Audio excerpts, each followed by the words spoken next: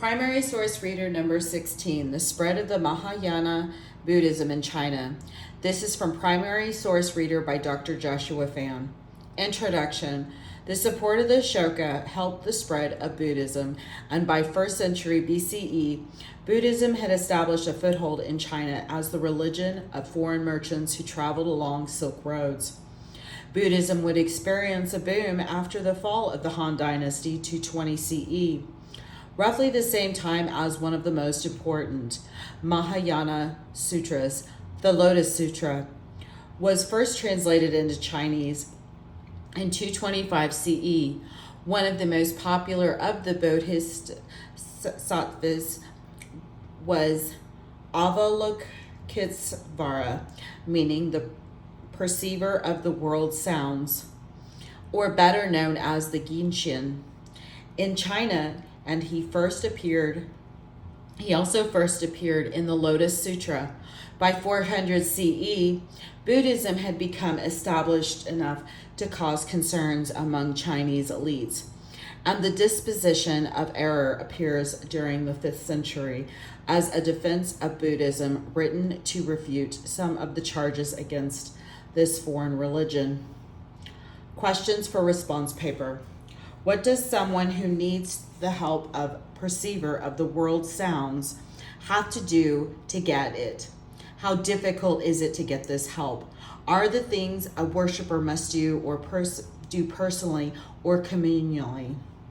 Generate a list of the helps the perceiver of the world sounds can offer.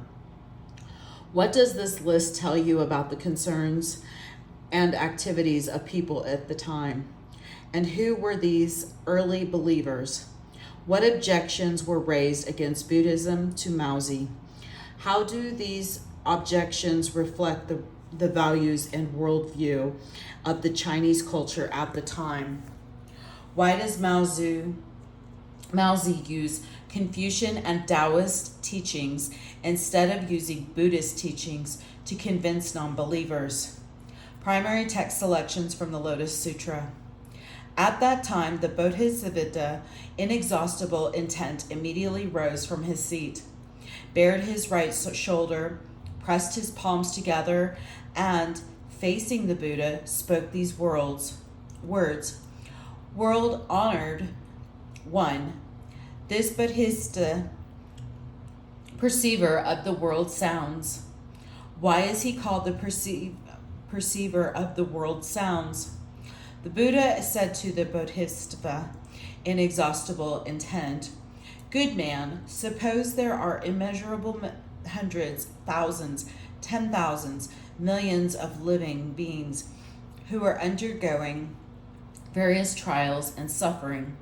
If they hear the Bodhisattva, perceiver of the world sounds, and single-mindedly call his name, then at once he will perceive the sound of their voices, and they will all gain deliverance from their trials. If someone holding fast to the name of the Bodhisattva, perceiver of the world sounds, should enter a great fire, the fire could not burn him. This would come about because of the Bodhisattva authority and supernatural power. If one were washed away by a great flood and call upon his name, one would immediately find himself in a shallow place. Suppose there were 100, 1,000, 10,000, 1,000,000 living beings who, seeking for gold, silver, lapis lazuli, shisal, agate, coral, amber, pearls, and other treasures, set out on the great sea. And suppose a fierce wind should blow their ship off course, and it drifted to the land of demons. If among those people there is even just one who calls the name of the Bodhisattva perceiver, the world sounds, then all those people will be delivered from their troubles with the demons. This is why he is called the perceiver of the world sounds. If a person who faces imminent threat of attack should call the name of the Bodhisattva, perceiver of the world sounds, then the swords and staves wielded by his attackers would instantly shatter into so many pieces, and he would be delivered. Then thought enough demons to fill all the 1,000,000,000-fold world should try to come and torment a person. If they hear him calling the name of Bodhisattva, perceiver of the world sounds, then these evil demons will not even be able to look at him with their evil eyes, much less to do him harm. Suppose in a place filled with all the evil-hearted bandits of the 1,000,000,000-fold world, there is a merchant leader who is guiding a band of merchants carrying valuable treasures over a steep and dangerous road, and that one man shouts out these words, "Good men, do not be afraid. You must single-mindedly call on the name of the Bodhisattva, perceiver of the world sounds. This Bodhisattva can grant fearlessness to living beings if you call his name. You will be delivered from these evil-hearted bandits." When the band of merchants hear this, they all together raise their voices, saying, "Hail to the Bodhisattva, perceiver of the world's sounds." And because they call his name, they are at once to gain deliverance, inexhaustible intent. The authority and supernatural powers of the Bodhisattva, perceiver of the world sounds, are as mighty as this. If there should be living beings beset by numerous lusts and cravings, let them think that with constant reverence of Bodhisattva, perceiver of the world sounds, and then they can shed their desires. If they have great wrath and ire, let them think with constant reverence of Bodhisattva, perceiver of the world sounds, and then they can shed their ire. If they have great ignorance and stupidity, let them think with constant reverence of Bodhisattva, perceiver of the world sounds, and they can rid themselves of stupidity. Inexhaustible intent, the Bodhisattva, perceiver of the world sounds, possesses great authority and supernatural powers, as I have described, and can confer many benefits. For this reason, living beings should constantly keep the thought of him in mind. If a woman wishes to give birth to a male child, she should offer obeisance and alms to Bodhisattva, perceiver of the world sounds, and then she will bear a son blessed with merit, virtue, and wisdom.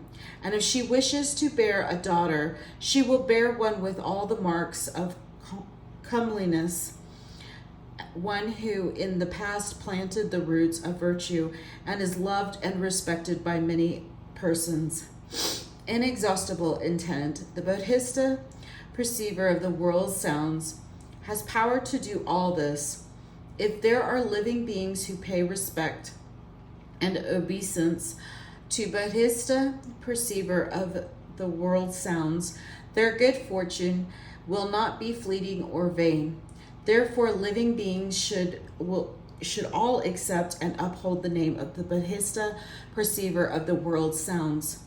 Inexhaustible intent, suppose there is a person who accepts and upholds the names as many Bodhisattva, as there are sands in 62 million Gangas, and for as long as his present body lasts, he offers them alms in the form of food and drink, clothing, bedding, and medicines. What is your opinion? Would this good man or good woman gain many benefits, or would he not? Inexhaustible intent replied, they would be very many. Would honored one, world honored one. The Buddha said, suppose also that there is a person who accepts and upholds the name of Bodhisattva, perceiver of the world sounds, and even just once offers him obeisance and alms. Good fortune paid by these two persons would be exactly equal and without difference. Inexhaustible intent. If one accepts and upholds the name of Bodhisattva, perceiver of the world sounds, he will gain the benefit of merit and virtue that it is as immeasurable and boundless as this. I'm so sorry about that. Primary text selection from the Disposition of Error. Why is Buddhism not mentioned in Chinese classics?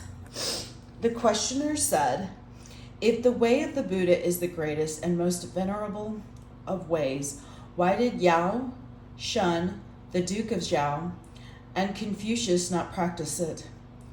In the 7 classics, one sees no mention of it. You, sir, are fond of the classics of odes and classics of documents, and you take pleasure in the rites and music. Why then do you love the way of Buddha and rejoice in outlandish arts? Can they exceed the classics and commentaries and beautify the accomplishments of the sages? Permit me the liberty, sir, of advising you to reject them. Mousie said, all written works need not necessarily be the words of Confucius, and all medicine does not necessarily consist of the formulae of Bien Q. What accords with righteousness of rightness is to be followed. What heals the sick is good. The gentleman scholar draws widely on all forms of good and thereby benefits his character. A list of other sages who are not mentioned in the Confucian classics yet are except. How much less then may one reject the Buddha, whose distinguishing marks are extraordinary, and whose superhuman powers knows no bounds? How may one reject him and refuse to learn from him? Why do monks not marry? The questioner said, now of felicities there is none greater than the continuation of one's line. Of unfilial conduct there is none worse than childlessness. The monks forsake wife and children, reject property and health, and wealth. Some do not marry all their lives. How opposed this conduct is to felicity and fidelity. Mousie said, wives, children, and property are the luxuries of the world, but simple living and wu-wei are the wonders of the way, Tao. Laozi has said of reputation and life, which is dearer, of life and property, which is worth more. The monk practices the way and substitutes that for the pleasure of disporting himself in the world, he accumulates goodness and wisdom in exchange for the joys of wife and children. Death and rebirth. The questioner said, the Buddhists say that after a man dies, he will be reborn. I do not believe in the truth of these words. Mousie said, the spirit never perishes, only the body decays. The body is like roots and leaves of the 5 grains. When the roots and leaves come forth, they inevitably die. But do the seeds and kernels perish? Only the body of one who is achieved the way perishes. Someone said, if one follows the way, one dies. If one does not follow the way, one dies. What difference is there?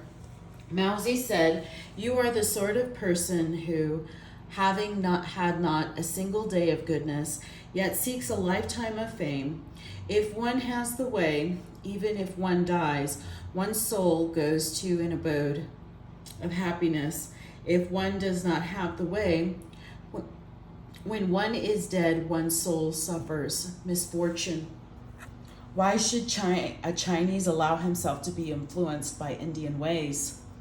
The questioner said, you, sir, at the age of 20 learned the way of Yao Shan, Confucius of Duke of Zhao, but now you have rejected them and instead have taken up arts of the barbarians.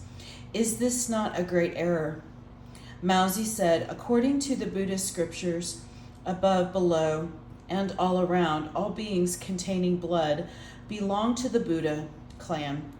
Therefore I revere and study these scriptures. Why should I reject the way of Yao, shun Confucius and the Duke of Zhao? Gold and jade do not harm each other. Crystal and amber do not cheapen each other. Why does Maozi support his answers with Confucian texts? The questioner said, "You, sir, say that the scriptures are like the rivers and the sea. Their phrases like brocade and embroidery. Why then do you not draw on the Buddhist scriptures to answer my question? Why instead do you refer to the books of odes and history joining together that are different to make them appear the same?" Maozi said, "I have quoted those things, sir, which I knew you would understand. Had I preached the words of Buddhist scriptures or discussed the essence of Wu Wei, it would have been like speaking to a blind man of the 5 colors or playing the 5 sounds to a deaf man." This is the end of number 16 on Primary Text Reader, the spread of Mahayana Buddhism in China.